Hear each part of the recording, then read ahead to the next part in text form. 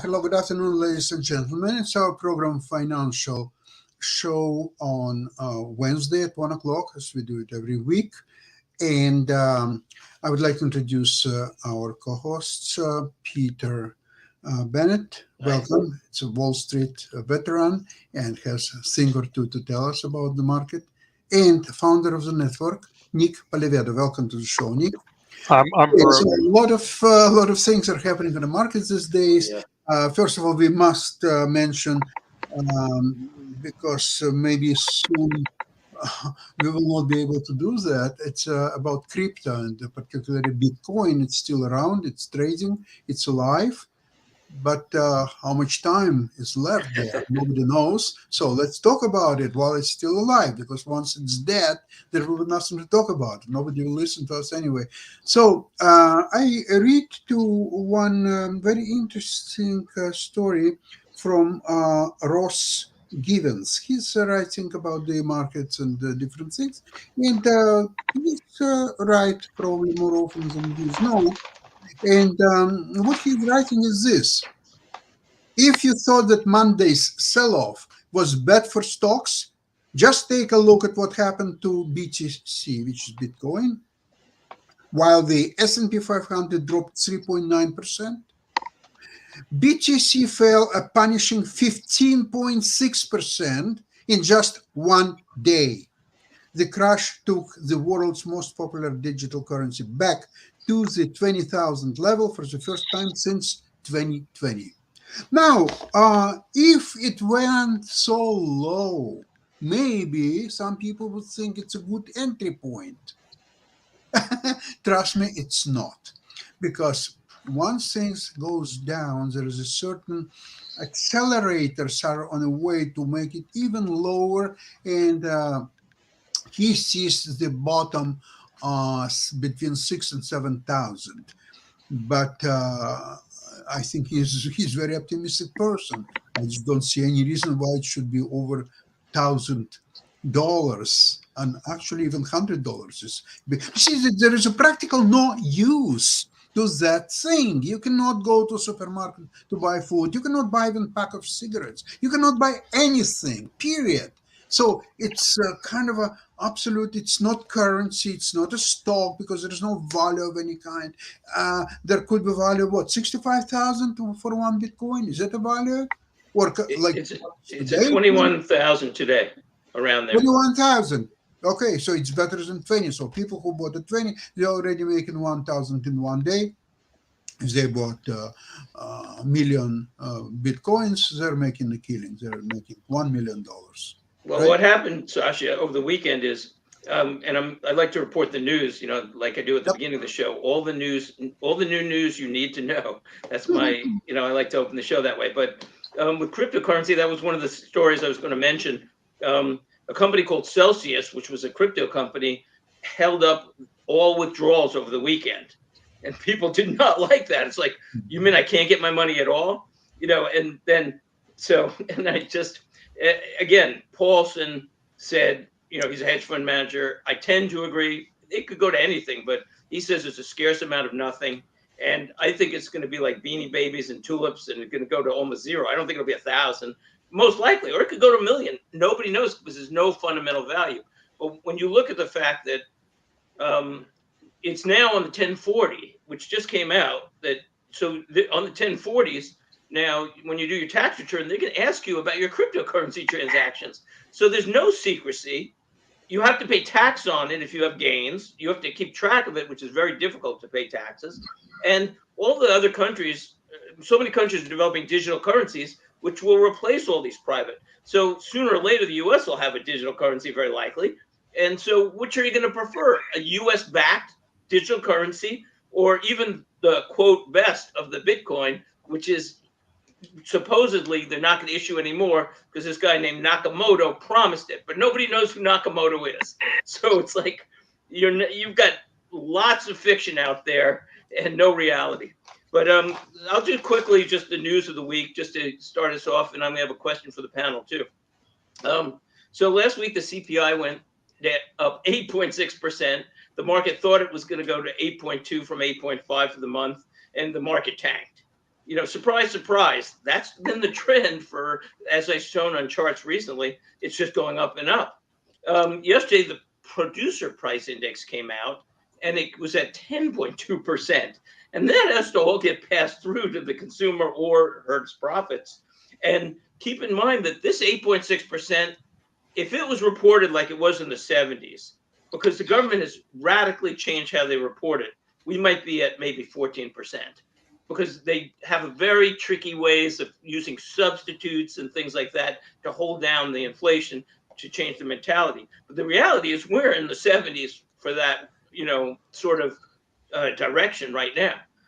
The market is at the end of the show at 2:30, the Fed is going to announce the rate increase, and originally it was thought to be 0.5%. Now a lot of people are saying it's going to be 0.75%. A few people even say maybe it'll be 1%, but it doesn't matter to me, and I'll tell you why.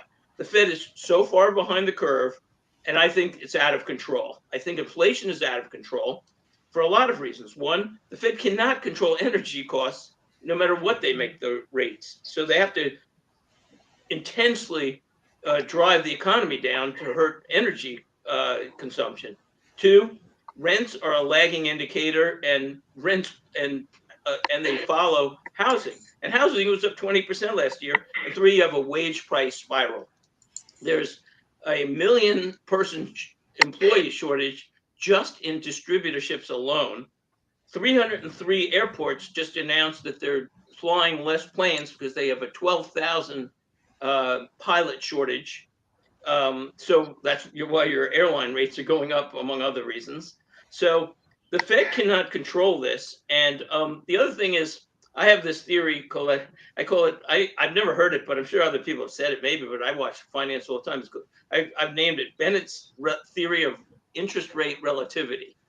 And what I mean by that is, if rates are 2% and they raise it 1%, that's a 50% increase. And that does 50% damage to the economy. And so if rates were at 5%, my theory is the equivalent increase would be 2.5%, which would be a 50% increase to the economy. So as the Fed raises, they're going to hurt the economy a lot. The economy is fragile and is not ready for this. So I'm not sure where they'll have to go to hurt the economy. But the problem is, I don't think they could hurt it enough to slow inflation. So I think there's a good chance we're in the 70s and that could be a decade of pain for the markets. And I can't be sure of anything. Investopedia poll came out. 81%, the number one concern is inflation. Goldman Sachs came out on energy. They predict 140 a barrel for this year, 2022. But they also said they're predicting 130 for 2023. Now that's pretty high, and 140 is pretty high. And personally, I think it very well likely will go much higher. The reasons are basically, one, there's huge underinvestment by the oil companies. A year ago almost, maybe, I said USAC said 40% too little capex is going into it just to maintain the rates where they are. It takes 7 years on average to develop an oil field.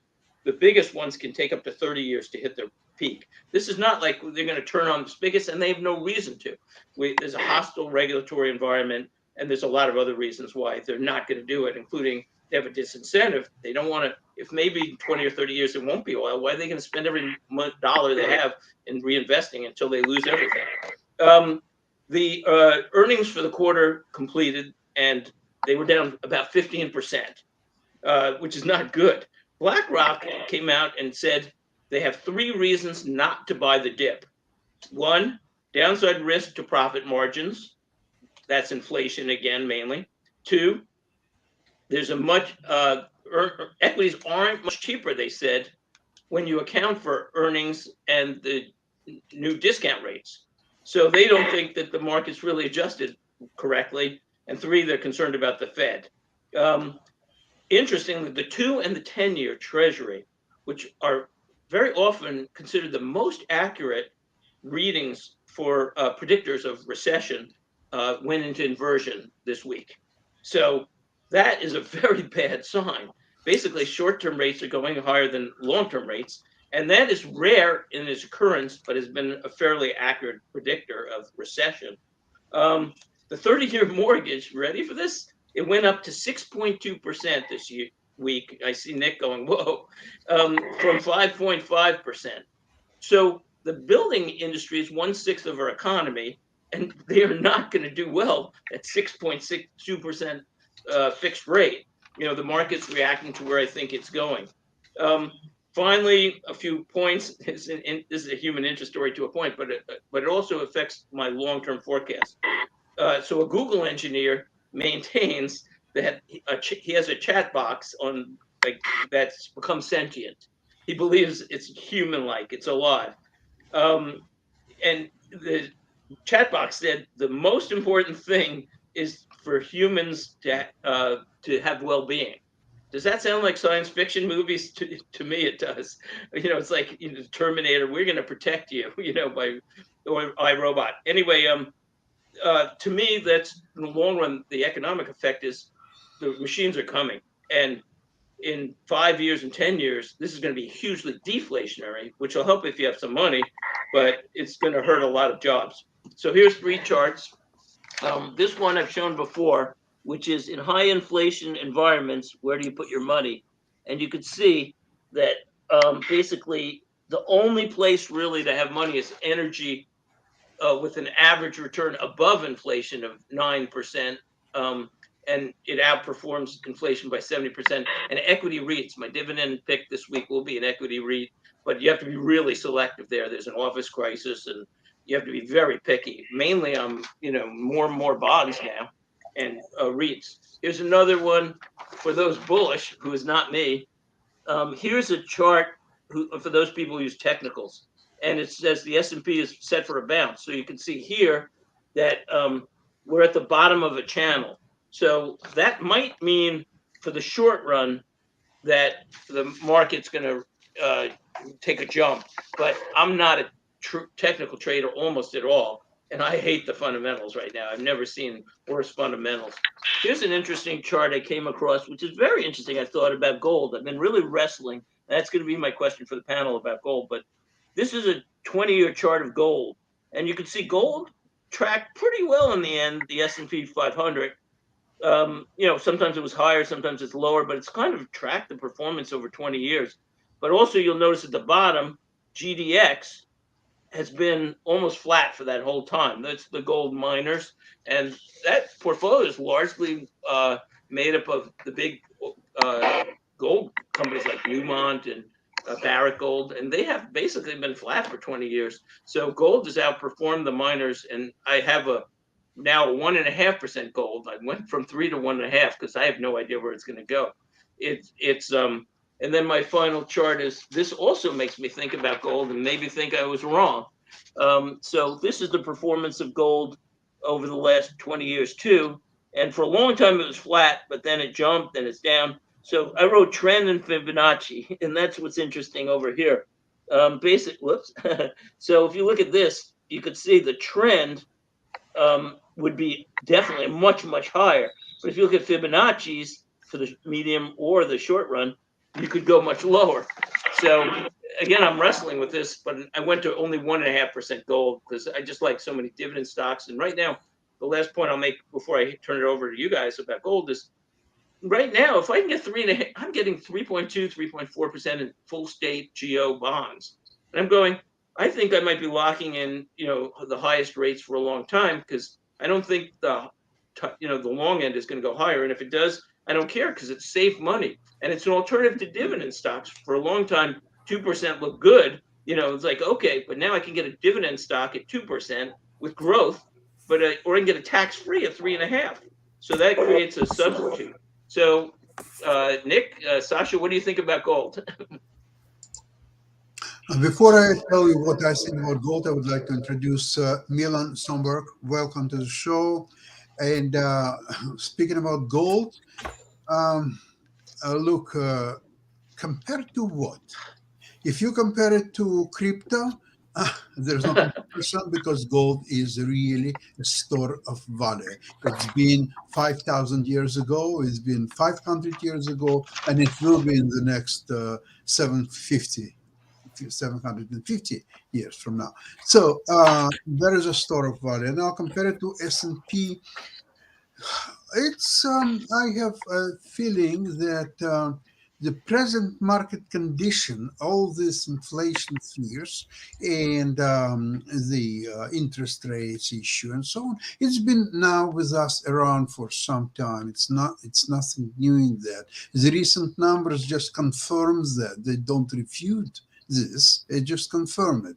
So if market already factors in these developments, and if the market is efficient mechanism of what's going on, I see only one problem where the market from here may go even lower, in fact much lower, and the reason is not interest rates. The problem is that there is no capitulation on the market. There are still people holding their stocks and they are paying their margins and they are staying there.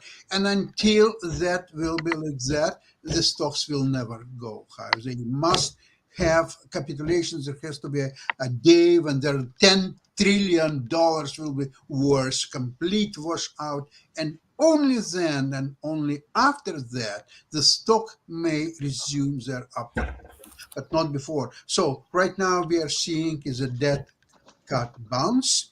The market will go maybe a day or two higher, and then it will resume its downward movement, but not because of the inflation or anything, because there is no capitulation yet. There must be capitulation before market will go higher. So my theory of separating investors from their money is exactly taking place. And once Exactly. that separation will be complete, then of course the market is good. And which And you'll tell us, right, Sasha, when you think that is happening? I'm watching. Actually, I enjoy the show.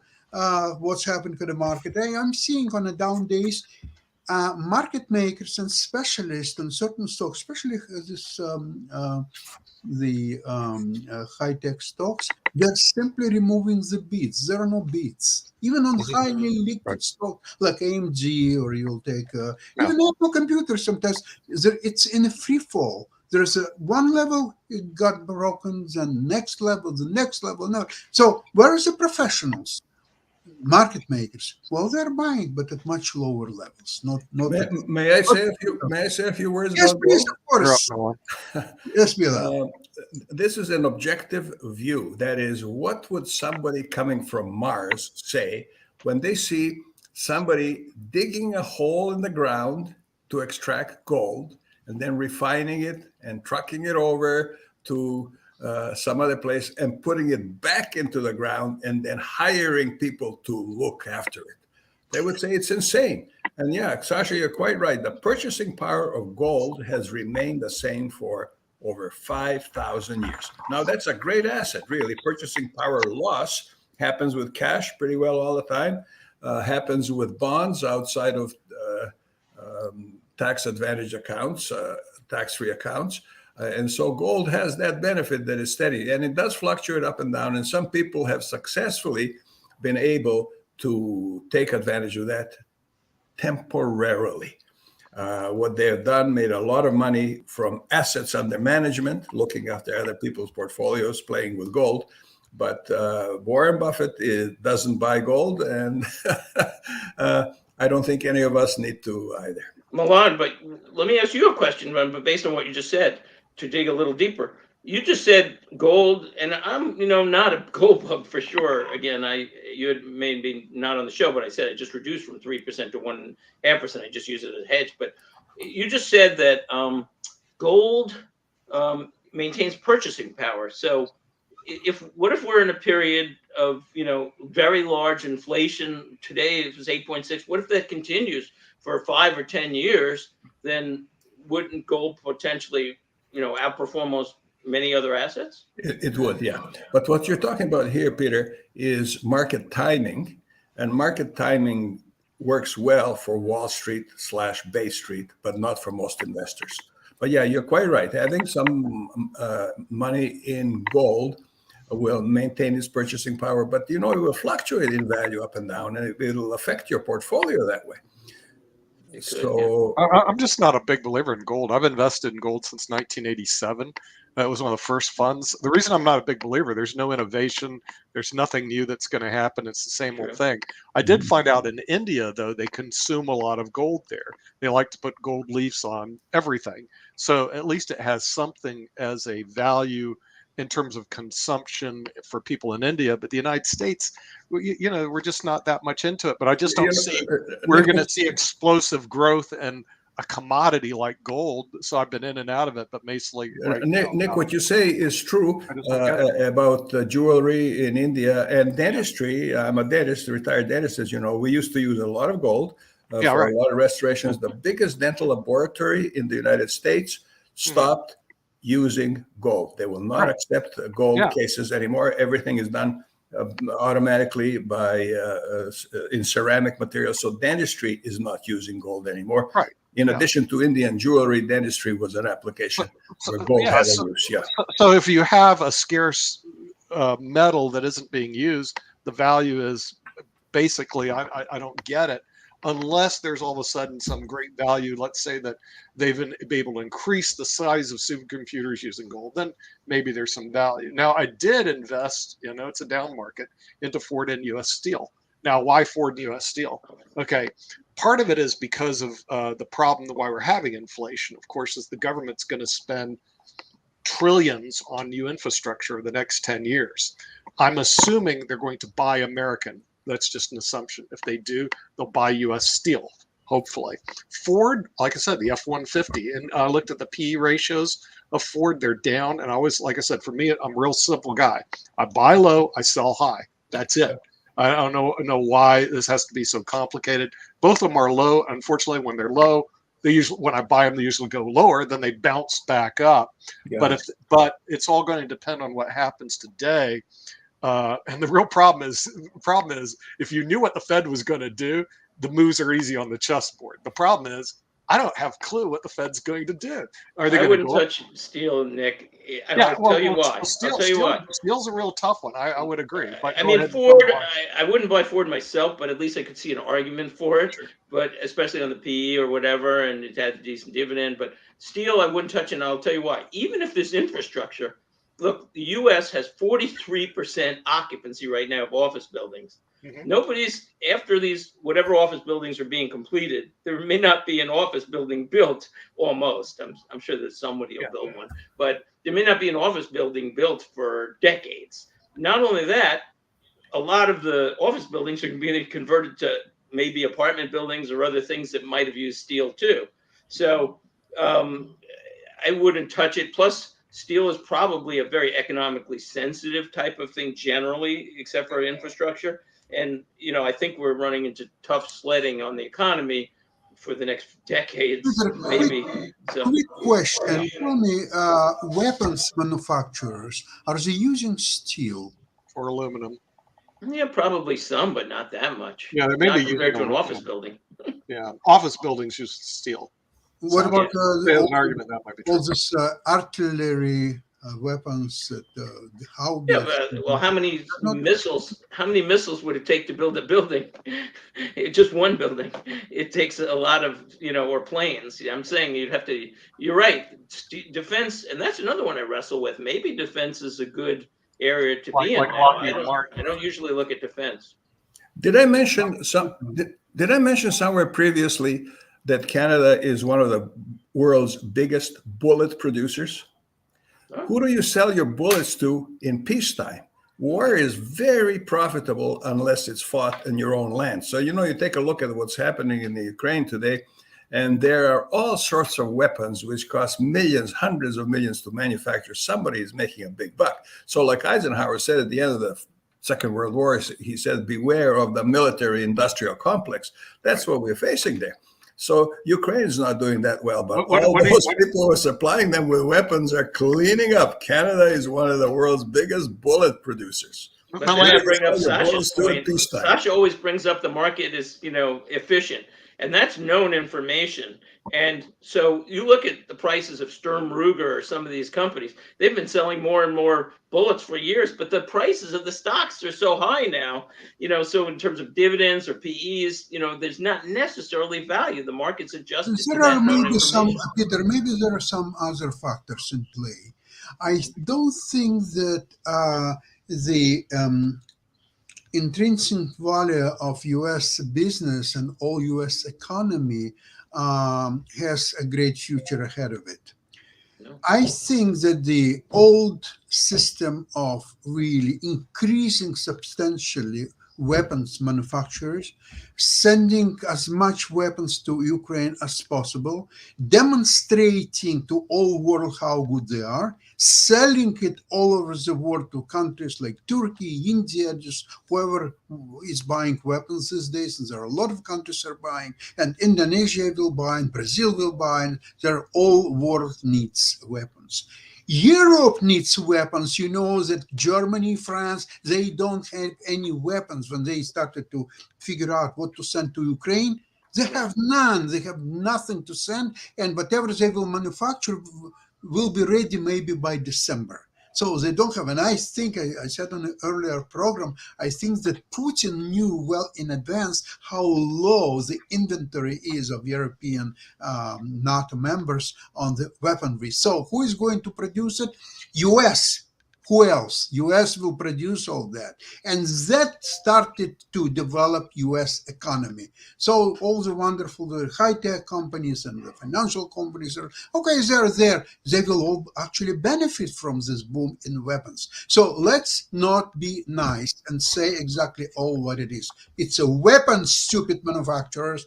Just go, do it, and get US economy going. But again. Which ones? I challenge you, Milan. I challenge Sasha. Maybe next show, bring some ideas, because I would like to figure it out. I don't know that industry well enough, but where do you put your money if you wanted to go with a defense and especially high tech? I think is the future in weapons. Have you looked what Boeing is doing today? Boeing. Mm-hmm. Yeah. What about the plane? What about the plane issue though? With their where do you put your money? Say Boeing, for example. You put your money not in individual stocks. You guys are all stock pickers. We talk against picking stocks because every time you buy a stock, somebody is selling it. Only one of you two is right. You can't both be right. So buying or selling a stock gives you a 50% chance of being wrong.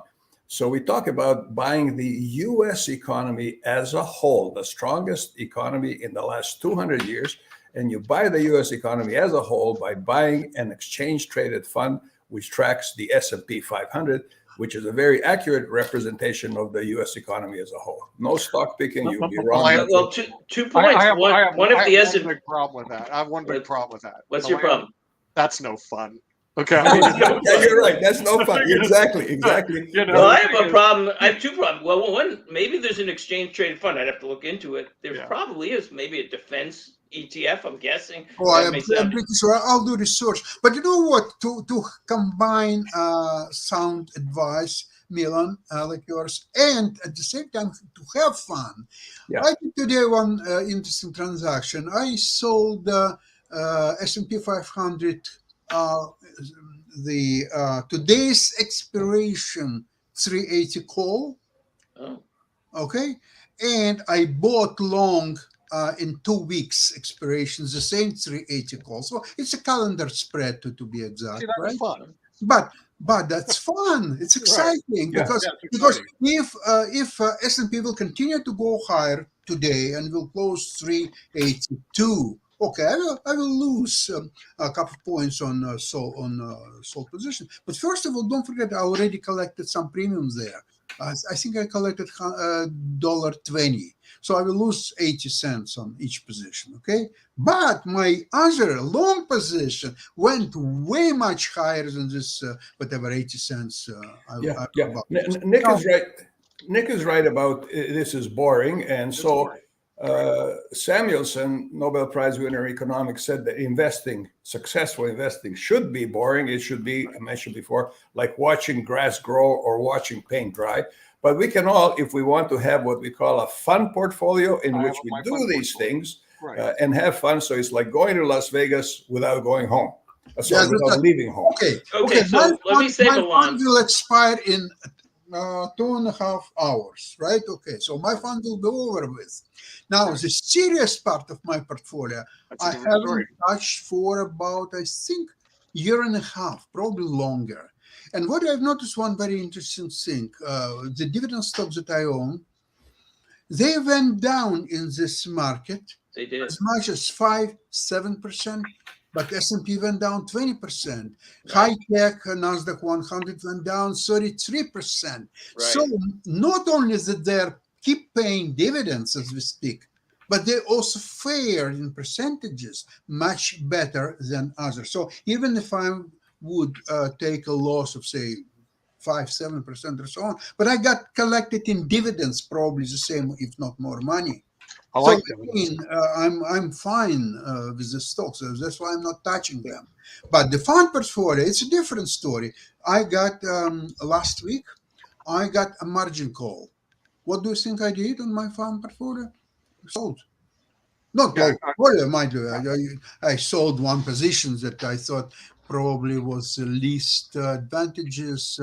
I think I had covered calls and stock of AMD, so I just liquidated the position. what we do, Milan, on our clients that we manage their pension funds, okay, the pension funds have to be in guaranteed accounts. Right. So they're sit in equity index annuities for the most part, and they're boring, I must admit. But the thing is, during a down market like this, it's pretty good for clients. But then they have their 401k, which is their quote fund money, and there they get to play with all the mutual funds, invest aggressive. And so for even my point, I have my own fund. I call it the fund trading account. Then I have the professional invested account. My trust fund account, they invest, like you say, very boring. I look at once a quarter. I could really care less. Yeah, right, But to keep me interested in the market, otherwise I wouldn't.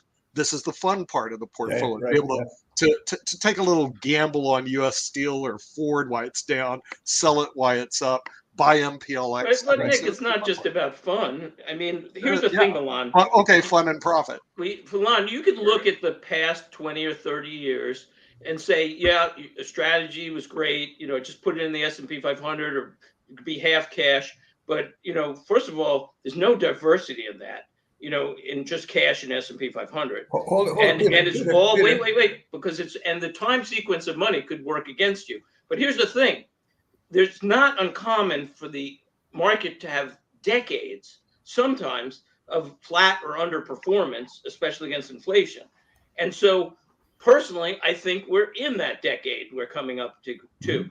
So there will be a time, maybe in 10 years, to think about this. But right now, if we're heading into a 70s type inflationary environment, PE ratios are going to contract, and nobody knows this, but PE ratios are going to contract, and it's going to be ugly. And I've been saying this for a year, and it's been ugly, and it's going to get uglier because again, we're in this inflationary spiral. Nobody knows when it's going to stop. It's going to, and the market, Sasha always says again, the market's, knows everything. The market like expects everything. But the thing is, if you look at what the opinion of the market is, it's that we're not going to recession, and we're going to have growth next year. Everything's going to be hunky dory. I think things are out of control. Who knows? But I think inflation's out of control, and that we're going to continue with this. It's going to hurt the market a lot because consumers are going to get squeezed, and the Fed is not going to be able to control inflation. And as they raise rates, it's going to hurt the economy, and they won't be able to raise them enough to control inflation. But who's to say? Because maybe the S&P 500 is the best, but it's not diversity if nothing else. Couple of things, Peter. First of all, you said that there's not enough diversity. The S&P 500 has 500 of the largest stocks on the planet, which have a presence of nearly every country in the world. That's enough diversity. But they're correlated. And the other thing about inflation, the greatest beneficiaries of inflation are borrowers. And the biggest borrower on the planet is the US government. They really talk about controlling inflation, but they benefit from it because you lend them $1 by buying their bond. They give you that dollar back 10 or 15 years from now, but it buys a lot less than it used to. They're giving you less than you gave them. The S&P 500, though, those stocks are very correlated. They all have betas. So if you look at the betas, you could say, okay, I've got finance and I've got tech. I've got, consumer discretionary, and I've got, utilities. But they all have very high correlations to each other. Now, if you had a portfolio with a little gold, very little to me, I'm very little, but you had some bonds and you had some REITs and you had some other things, you might have a much less correlated portfolio. And the main thing is, I think the S&P is going to be terrible for the next 5 years, 2 years, 10 years. I have to watch it. I'll wait. I would love to find an opportunity when dividend stocks would be easy to pick again because they look good. But right now, again, if the muni bonds are 3.5 and I get 2% taxable in a dividend, and I have to wait, 8, 10, 12, 15 years just to get the same rate taxable again with growth, I'm going, those are the dividend stocks, and they outperformed the S&P 500. So there's a lot of potential contraction here. But, again, who knows? Nobody knows this. Nobody knows. Peter, I would disagree with you only for one reason. What's that? Wall Street itself, and you've been there as a professional for many years. On Wall Street, nobody gets paid unless you outperforming your peers, S&P 500 index or so on. They are not going to get paid. You know what means for people who used to drive Porsche and Mercedes and all the fancy cars, Rolls Royces and so on, live in Manhattan penthouses is worth $60 million. Right. What means for them not to get paid? It's worse than death. It's better to drop dead than be accustomed to the lavish lifestyle and lose it all. But do you think they control everything? I mean, that's a good question. Do you think they can just say, we're going to drive the market higher by themselves? They have once there will be a capitulation. They cannot move market if there are still people hiding and holding their little stocks here and there. They have to acquire all the stocks from all the losers. And then, and only then, there is no resistance. Remember, stock is moving in the direction of the less resistance. So, well, you know what? You're right. If there's enough capitulation, I'm waiting for that. If I see enough capitulation that the values look good again, and dividend stocks are paying, comparable to bonds or where I think bonds are going, there might be a time to jump in. I just don't think it's too far from capitulation because based on the last 3-4 trading days, it's getting there. It's not there, unfortunately, because there are still people are still holding to their stocks. They're getting margin calls, they pay. Another margin calls, they still pay. Another margin calls, they still Well, the audience and I personally can't wait to hear when you tell us that you think it's capitulation, because that will, at least I'll evaluate everything at that point and say, is this even a trade? At that point. We are getting there. Panel, I just want to let you know, this Monday we have Bob Posen will be on Economics with the Honorable David Walker. You probably don't know this person, but he's the former president of Fidelity and former president of MFS, which is a big mutual fund carrier. So if you want to join, I'll send you an invite. It's Economics with the Honorable David M. Walker. He's currently he actually is a professor at Yale University, but he actually also, Peter, he has a law degree from he's a professor at MIT. He has a law degree from Yale University. Anyway, he's going to be joining us on Economics with the Honorable David M. Walker. Yeah, do send that link. Do send that link to all. I'll try to make that. I was wondering if you can try to make the guy. No, that's a good one. I think I'm free then. So send me the invite. And he's going to be broadcasting from his office at MIT where he teaches right now. Question for Nick, Peter, and Sasha. Sasha, you said that on Wall Street, people who underperform the S&P 500 lose their jobs. Not so. If They they, get repositioned. they are no. You don't get bonuses anyway. I think they get reallocated. Let's put it that Right. way. Yeah. No, what I More want bonuses, to say you're is right, Peter. more They get No important. bonuses. bonus. There are a No. lot of The managers wife is upset. who cannot outperform S&P 500, and Milan, who else is a real pro in it as yourself, who wrote books about that. But if they underperform their peers, because Right. you don't say, okay, this is a good stock. What means a good stock? Compared to what? So this is a good stockbroker. Compared to what? Okay, let's see how the other stockbrokers are doing, the fund managers, and so on and on and on. Don't forget about the bonuses when you are, and Oh, yeah. the fees when you have, say, $2 billion under your management. So you're collecting a 2% fee just by overseeing this money. So once you underperforming, instantly this management fees are getting away from you. They will hire another manager to manage this account. They will fire you. You are going to It's a have tough world out there, believe me. When I Uber worked on Wall and Street, companies, jobs come and go. I mean, you have all department. I was in a department once.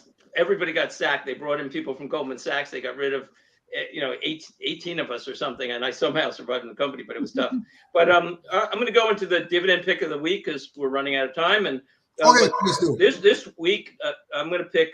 I'm finally trying to move away from energy because I believe personally it's like energy and everything else in terms of investing, maybe energy and bonds or whatever. But I'm a couple of weeks ago I mentioned this stock and now it's down 10% more, but I'm not concerned about it, and I actually increased my allocation from 2/3 to 1%. It's very slim pickings to find the right things, but it's called BRT Apartments. It's a Sunbelt REIT. Right now it's yielding 4.8%, which is pretty hard to reach anyway. But in the last 2 weeks since I recommended it, it increased its dividend by 8.7%. It came out with an announcement. What I love about it is it's 8,900 units, but it's really great states. First of all, Texas, South Carolina. I mean, even if the economy is hurting, these are growth states, and where the future is probably for the United States in terms of demographics. Um, their occupancy is 96.4%, which is very high even for an apartment REIT. And they came out with a year-over-year net operating increase in their income of 15.9%. And if there's inflation, besides energy, rents is one of the sources. So I like that a lot. TD Ameritrade has them as a cash flow of 7 times. So their cash flow yield is 14%. So BRT Apartments, I'm not going to put a ton in anything these days, but 1% is a worthwhile risk to me. And so I'm going to re-recommend that stock because I increased my allocation. If you'd like, I can recommend again, because it's getting closer to a date which everybody is waiting. It's British American Tobacco increases its dividend in August.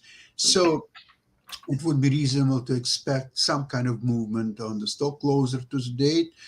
However, it's doing pretty well even now. It went a little bit down, 3-4% in the last few weeks, and paying dividends, which are well secured.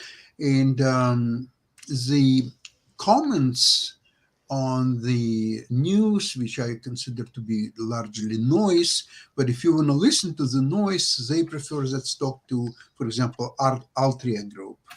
But they're very identical, except that BTI is going to increase its dividend. So I would choose that one over Altria if I would wanted to buy similar kind of stock.